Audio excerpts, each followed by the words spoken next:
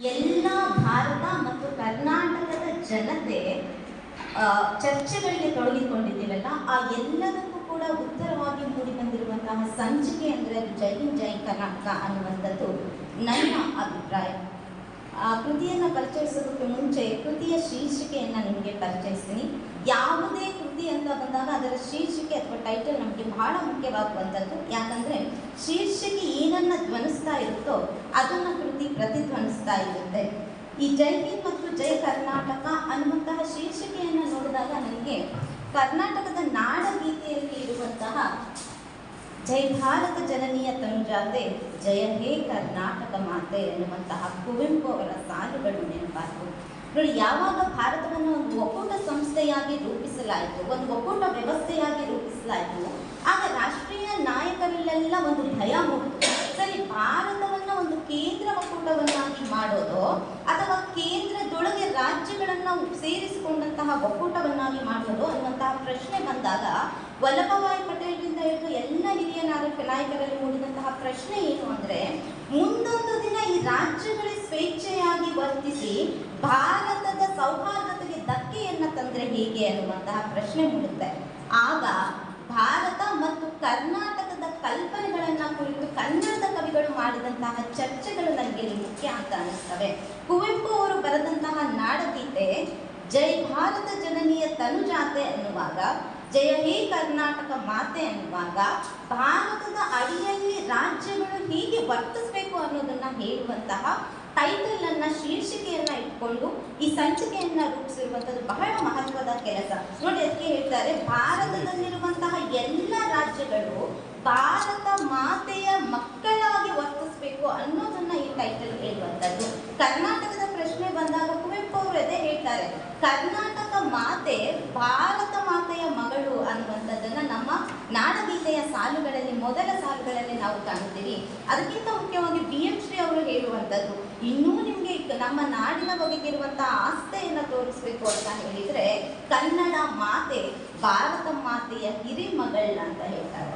ಹಾಗಾಗಿ ಜೈ ಹಿಂದ್ ಮತ್ತು ಜಯ ಕರ್ನಾಟಕ ಅನ್ನುವಂತಹ ಶೀರ್ಷಿಕೆ ಇವತ್ತು ನಮಗೆ ಯಾವ ಅರಿವನ್ನು ತಂದುಕೊಡುತ್ತೆ ಅನ್ನೋದನ್ನ ನಾನಿಲ್ಲಿ ತಿಳಿಸ್ತಾ ಕೃತಿಯನ್ನು ಪ್ರವೇಶ ಮಾಡುವಂತಹ ಪ್ರಯತ್ನವನ್ನು ಮಾಡ್ತೇನೆ. ಕೃತಿಯ ಸ್ವರೂಪವನ್ನು ನಾವು ತಿಳಿಸೋದಾದರೆ, ಈ ಕೃತಿಯನ್ನು ಒಟ್ಟು 6 ಭಾಗಗಳಾಗಿ ವಿಂಗಡಿಸಿಕೊಂಡಿದ್ದಾರೆ. 6 ಭಾಗಗಳಲ್ಲಿ ಒಟ್ಟು 19 ಪ್ರಬುದ್ಧವಾದಂತಹ ಲೇಖನಗಳ ಸಂಗ್ರಹವನ್ನು ಇಲ್ಲಿ ನೀಡಲಾಗಿದೆ. ಕೊನೆಯ ಭಾಗದಲ್ಲಿ ಕರ್ನಾಟಕ ಏಕೀಕರಣದಲ್ಲಿ ಭಾಗವಹಿಸಿದಂತಹ ಅನೇಕ ಮಹನೀಯರ ಸಂದರ್ಶನಗಳನ್ನು, ವ್ಯಕ್ತಿ ಸಂದರ್ಶನಗಳನ್ನು ನೀಡೋದ್ರ ಮೂಲಕ ಕರ್ನಾಟಕತ್ವದ ಕಲ್ಪನೆ ಏನಿತ್ತು ಅದನ್ನು ಪೂರ್ಣಗೊಳಿಸುವಂತಹ ಪ್ರಯತ್ನವನ್ನು ಈ ಸಂಚಿಕೆ ಮಾಡಿದೆ. ಅದಕ್ಕೂ ಮುಖ್ಯವಾಗಿ ನನಗೆ ಬಹಳ ಮುಖ್ಯ ಅನಿಸಿದ ಕೃತಿಯಲ್ಲಿ ಅಂದರೆ ಕೃತಿಯ ಸಂಪಾದಕೀಯ ಅಥವಾ ಪ್ರಸ್ತಾವನೆ. ಯಾವುದೇ ಕೃತಿಗೆ ಬಹಳ ಮುಖ್ಯವಾದಂಥದ್ದು ಏನು ಅಂದರೆ ಅದರ ಪ್ರಸ್ತಾವನೆ ಅಥವಾ ಮುನ್ನುಡಿ. ಯಾವಾಗ ನಿಮ್ಮ ಆರಂಭ ಚೆನ್ನಾಗಿರುತ್ತೋ ಆವಾಗ ಇಡೀ ಕಾರ್ಯ ಚೆನ್ನಾಗಿರುತ್ತೆ ಅಂತ ಹೇಳೋದನ್ನು ನಾವು ಕೇಳಿದ್ವಿ. ಹಾಗಾಗಿ ನೀವು ಕೃತಿಯನ್ನು ಓದಿಸ್ಬೇಕು ಅಂದರೆ ಅದಕ್ಕೊಂದು ಮೌಲ್ಯಯುತವಾದಂತಹ ಪ್ರಸ್ತಾವನೆಯನ್ನು, ಮುನ್ನುಡಿಯನ್ನು ಕಟ್ಟಿಕೊಡುವಂತಹ ಪ್ರಯತ್ನವನ್ನು ಮಾಡಬೇಕು. ಆ ಕೆಲಸವನ್ನು HV ವಾಸು ಅವರು ಬಹಳ ಪ್ರಬುದ್ಧವಾಗಿ ಮಾಡಿದ್ದಾರೆ, ಅಥವಾ ಬಹಳ ಕಷ್ಟಪಟ್ಟು ಮಾಡಿದ್ದಾರೆ ಅನ್ನೋದನ್ನ ನನಗೆ ಸಂಪಾದನೆ ಓದಿದ ಕೂಡಲೇ ಶರಣಪ್ಪ ಸರ್ಗೆ ಫೋನ್ ಮಾಡಿದೆ. ಈ ಸಂಪಾದಕೀಯವನ್ನು ಬರ್ತಿರೋರು ಯಾರು ಸರ್ ಅಂತ ಹೇಳಿ, ಅವ್ರ ಪರಿಚಯ ಹೇಳ್ರಿ ಅಂತ ಹೇಳಿ. ಯಾಕಂದ್ರೆ ಕೃತಿ ಏನನ್ನ ಹೇಳೋದಕ್ಕೆ ಪ್ರಯತ್ನ ಪಡುತ್ತೋ ಅದೆಲ್ಲವನ್ನ 2 ಪುಟದ ಪ್ರಸ್ತಾವನೆಯಲ್ಲಿ ಸಮಗ್ರವಾಗಿ ತಿಳಿಸುವಂತಹ ಕೆಲಸವನ್ನ HV ವಾಸು ಸರ್ ಅವರು ಮಾಡಿದ್ದಾರೆ. ಈವರೆಗೂ ನಾವು ಭಾರತದ ರಾಷ್ಟ್ರೀಯವಾದವನ್ನ ಅಥವಾ ಭಾರತದ ಸ್ವಾತಂತ್ರ್ಯ ಚಳುವಳಿಯನ್ನ ಏನಂತ ಅರ್ಥೈಸ್ಕೊಂಡಿದ್ವಿ. ನಮಗೆ ಗೊತ್ತಿರೋದು ಏನು ಅಂದ್ರೆ, ಸ್ವಾತಂತ್ರ್ಯ ಚಳುವಳಿ ಅಂದ್ರೆ ಕೆಲವು ಹಿರಿಯ ನಾಯಕರು, ರಾಷ್ಟ್ರಮಟ್ಟದ ನಾಯಕರು ಅಥವಾ ಕೆಲವು ಪ್ರಮುಖ ಘಟನೆಗಳು. ಇನ್ನೂ ಮುಖ್ಯವಾಗಿ ನಮ್ಮ ಚರಿತ್ರೆಯ ಪುಸ್ತಕಗಳಂತೂ ನಮಗೆ ಮಂದಗಾಮಿಗಳ ಯುಗ, ತೀವ್ರಗಾಮಿಗಳ ಯುಗ, ಗಾಂಧಿ ಯುಗ, ಕ್ರಾಂತಿಕಾರಿಗಳ ಯುಗ ಇತ್ಯಾದಿ ವಿಭಾಗೀಕರಣವನ್ನು ಕಲ್ಪಿಸಿಕೊಟ್ಟು ಇದನ್ನೇ ಸ್ವಾತಂತ್ರ್ಯ ಚಳುವಳಿ ಅಂತ ನಂಬಿಸಿರುವಂಥದ್ದನ್ನು ನಾವು ಗಮನಿಸ್ತಾ ಇದ್ದೀವಿ.